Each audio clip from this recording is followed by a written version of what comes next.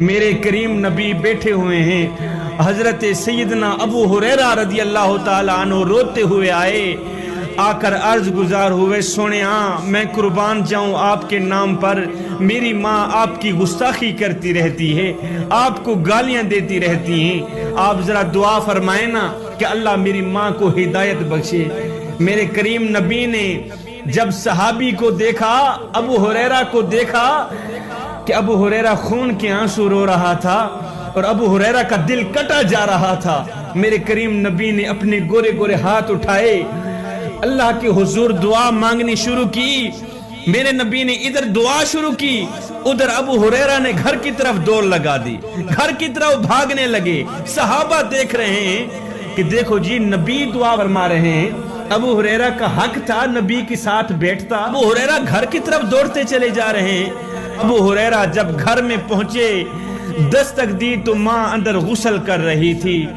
ماں نے جب دروازہ کھولا تو ماں کی منہ سے آواز آ رہی تھی، لا الہ الا اللہ محمد الرسول اللہ۔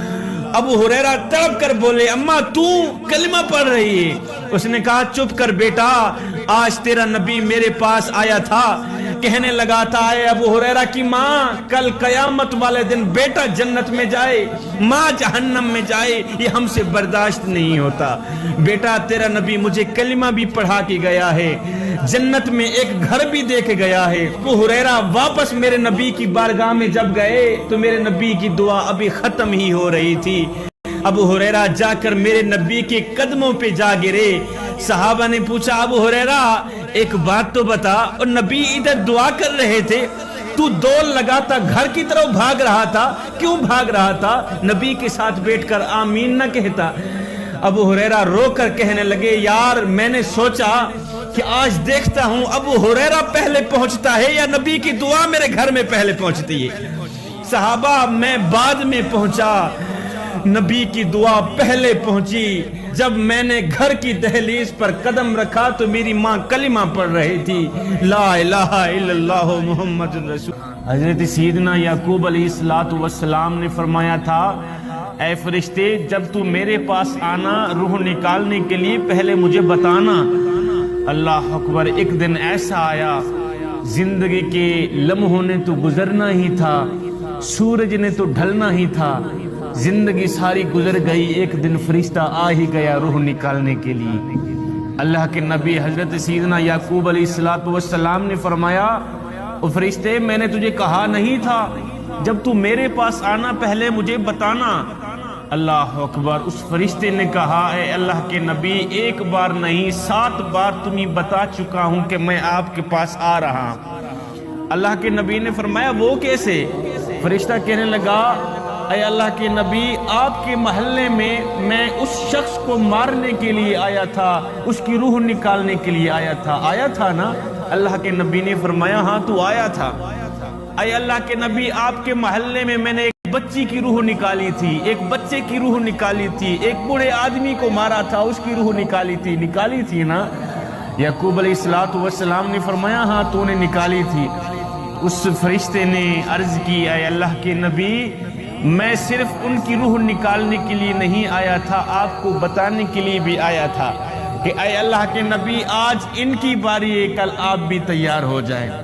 تو میرے بھائیوں، مرنے والے صرف مرتے نہیں ہیں، وہ ہمیں بتا کر بھی جاتے ہیں کہ آج ہماری باری ہے اور بھائی کل آپ بھی تیار ہو جائیں۔ بنی اسرائیل میں سے ایک شخص مرا تو اپنے پیچھے ایک مکان 2 بیٹے چھوڑ کے گیا۔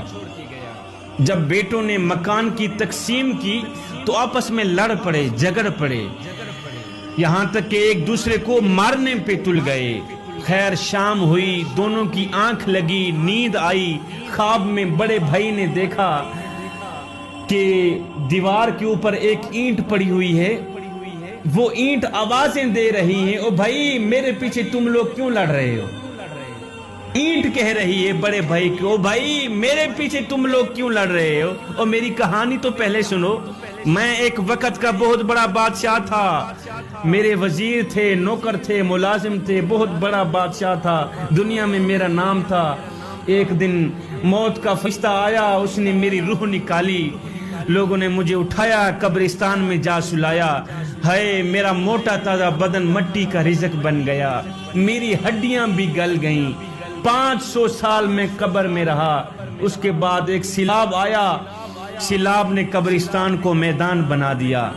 ایک بندے کو مٹی کی ضرورت پڑی، وہ آیا، اس نے مٹی اٹھائی، اسی مٹی میں بھی موجود تھا، وہ مجھے اپنے گھر میں لے کے گیا، اس نے اس مٹی کی اینٹیں بنائی، اللہ اکبر، پھر میری اینٹ بنی۔ آپ کا ابو گیا تھا، وہ مجھے خرید کے آیا تھا، آج میں آپ کے مکان کی زینت بنا ہوا ہوں۔ تو بھائیو میرے پیچھے مت لڑو اور میرے پیچھے مت جھگڑو، ایک دن آنے والا ہے جس طرح میرا حشر ہوا ہے اسی طرح تمہارا حشر بھی ہونے والا ہے۔ فرشتہ آنے والا ہے، تمہاری روح نکال کے لے جائے گا، لوگ تمہیں قبر میں جا سلائیں گے، تمہارا موٹا تازہ بدن مٹی کا رزق بن جائے گا اور تمہاری ہڈیاں بھی گل جائیں گی، پھر لوگ تمہیں جائیں گے مٹی بنا کے اٹھا کے گھر آئیں گے، اینٹیں بنائیں گے، تم بھی کسی کے مکان کی زینت جا کے بنو گی۔ بادشاہ علاقے فتح کرتا کرتا ایک بستی کے قریب جا پہنچا، وہاں ایک قبرستان تھا، تو بادشاہ نے دیکھا کہ ہر قبر کے اوپر ایک پتھر پڑا ہوا ہے، پتھر کے اوپر قبر والے کا نام بھی لکھا ہوا ہے، قبر والے کی عمر بھی لکھی ہوئی۔ بادشاہ پڑھ کر حیران رہ گیا کہ کسی کی عمر 2 سال لکھی ہوئی ہے، کسی کی عمر 3 سال لکھی ہوئی ہے، 4 سال 8 سال 10 سال سے اوپر کسی کی عمر نہیں لکھی ہوئی، 10 سال سے اوپر کسی کی زندگی نہیں لکھی ہوئی۔ اللہ اکبر۔ بادشاہ ساتھ میں بستی تھی، بستی کے اندر گیا، بادشاہ نے پوچھا میاں یہ جو قبرستان ہے یہ بچوں کا قبرستان ہے؟ انہوں نے کہا نہیں بادشاہ، ہم تو بڑے بھی یہاں دفن کرتے ہیں۔ اس نے کہا پھر یہ کیا، کسی کی عمر 1 سال لکھی ہوئی ہے، کسی کی عمر 2 سال 4 سال 8 سال 10 سال سے اوپر کسی کی عمر نہیں لکھی ہوئی، 10 سال سے اوپر کسی کی زندگی نہیں لکھی ہوئی، میں تو کہتا ہوں یہ بچوں کا قبرستان ہے، تم کہتے ہو ہم بڑے بھی یہاں دفن کرتے ہیں۔ انہوں نے کہا بادشاہ ہمارے بڑوں نے ہمیں ایک سبق دیا تھا، ہم نے وہ سبق یاد رکھا ہوا ہے، بھولے نہیں۔ بادشاہ نے کہا وہ کون سا سبق ہے؟ انہوں نے کہا سبق یہ ہے کہ ہمارے بڑوں نے ہمیں کہا تھا بیٹا زندگی وہی ہے جو مالک کی چوکھٹ پہ گزر جائے، زندگی وہی ہے جو مالک کی دہلیز پہ گزر جائے۔ جنہوں نے جتنی زندگی مالک کی چوکھٹ پر گزاری تھی ہم نے بس اتنی ہی لکھی ہے، کسی نے 1 سال گزارا تھا، کسی نے 2 سال 4 سال 8 سال 10 سال مالک کی دہلیز پر گزارے تھے، ہم نے صرف وہی زندگی لکھی ہے۔ اے بندے زندگی وہی ہے جو مالک کی چوکھٹ پہ گزر جائے، مالک کی دہلیز سے ہٹ کر گزرنے والی زندگی وہ زندگی نہیں ہے، وہ تو قیامت والے دن شرمندگی ہی شرمندگی۔ حضرت سیدنا موسیٰ علیہ السلام کا زمانہ تھا، ایک نوجوان 20 سال رب کی نافرمانی کرتا رہا۔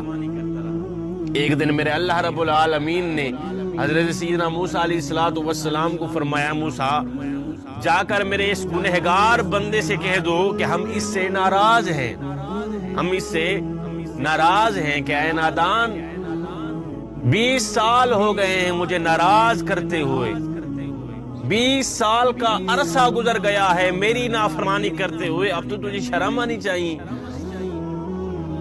نوجوان نے یہ بات سنی تو دھاڑے مار کر رونے لگا، چلا گیا میدان میں، ایک جنگل میں چلا گیا، ایک درخت تھا اس کے نیچے جا کر بیٹھا، اس نے روتے ہوئے دونوں ہاتھ بلند کیے اور روتا ہوا اس کا سر آسمان کی طرف دیکھنے لگا۔ اللہ اکبر، رو رو کر عرض کرنے لگا یا مولا مجھے 2 باتوں میں سے ایک بات بتا دے، مجھے 2 باتوں میں سے ایک بات بتا دے۔ اچھا کون سی بات ہے؟ کہنے لگا یا مولا میں گنہگار صحیح، بدکار صحیح، خطاکار صحیح، سیاکار صحیح، لیکن مولا مجھے معلوم نہ تھا کہ میرے گناہ تیری رحمت سے بھی بڑھ جائیں گے۔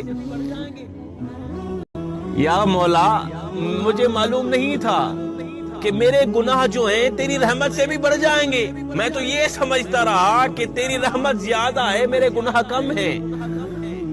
یا مولا کہیں ایسا تو نہیں ہو گیا کہ تیری رحمت کم ہو گئی ہو اور میرے گناہ زیادہ ہو گئے ہوں، کہیں ایسا تو نہیں ہوا؟ مولا میں تو تیرے کرم کو اپنے گناہوں سے زیادہ سمجھتا رہا، تیری رحمت کو اپنے گناہوں سے زیادہ سمجھتا رہا، مولا آج جو مجھے جواب ملا ہے سن کر پریشان ہو گیا ہوں، کہیں ایسا تو نہیں ہوا کہ میرے گناہ زیادہ ہو گئے ہوں اور تیری رحمت کم ہو گئی ہو، کہیں ایسا تو نہیں ہوا۔ ادھر سچے دل سے یہ بات نکلی، ادھر رب کی رحمت کو جوش آ گیا۔ میرے اللہ نے فرمایا موسیٰ کیا کر رہا ہے؟ مولا موسیٰ تو تیری تسبیح ہی بیان کر رہا ہے۔ میرے اللہ نے فرمایا موسیٰ جا میرے اس گنہگار بندے کو جا کر کہہ دو، او میرے گنہگار بندے، او میری رحمت کا سہارا لینے والے، تو مردود نہیں نکلا بلکہ تو میرا محبوب نکلا ہے۔ اور میری رحمت کا سہارا لینے والے، جو میری رحمت پہ نظر رکھتا ہے، پھر میں اس کی گنہگاریاں نہیں دیکھتا، میں اس کی بدکاریاں نہیں دیکھتا، میں اس کی سیاکاریاں نہیں دیکھتا، میں تو اپنی رحمت کو ہی دیکھتا ہوں۔ جو میری رحمت پہ نظر رکھتا ہے، اللہ اکبر اللہ اکبر، پھر میں اسے بخش نہ دوں، میں اس کو معاف نہ کر دوں، یہ میری رحمت گوارا نہیں کرتی۔